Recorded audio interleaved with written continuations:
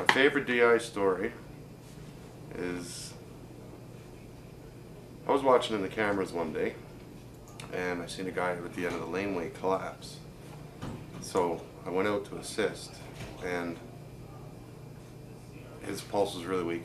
I called upstairs for the defib and he went out. He was done. So I started prepping him for the defib. I had to rip his shirt off. He had a metal necklace. I ripped that off, took his boots off. And then we got Denise and Rena were with me. We did the defib. We brought him back. EMS showed up and gave him that shot.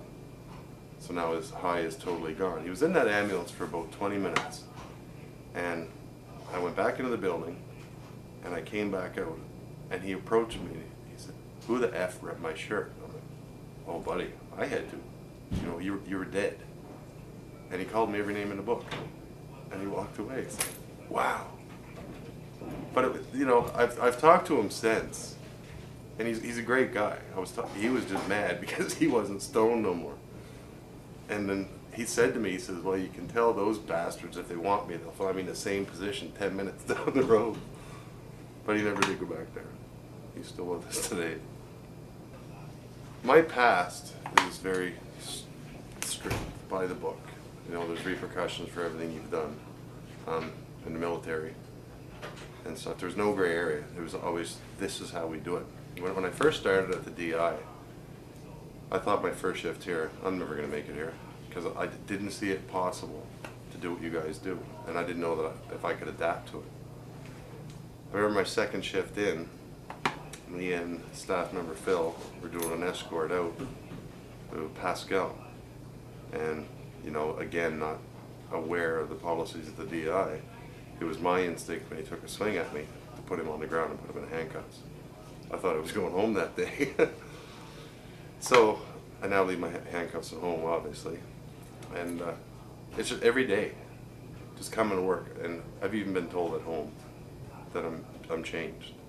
It was, this is the way it has to be done, and this is the way it's going to be done.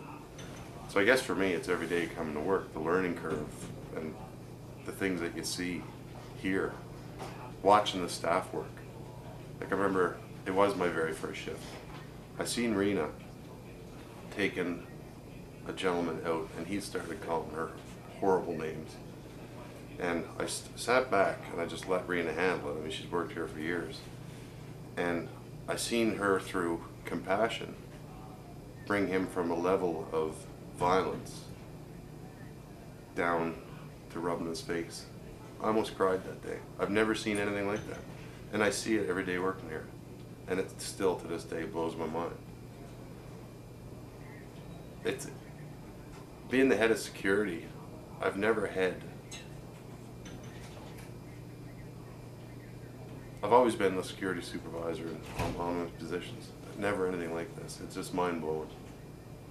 And you know, you go home at night, some nights you're vibrating, but then, you know, you could do CPR the next day on somebody or assist in it. And you go home with a big grin. I don't know any other place in the world you can get those feelings than here.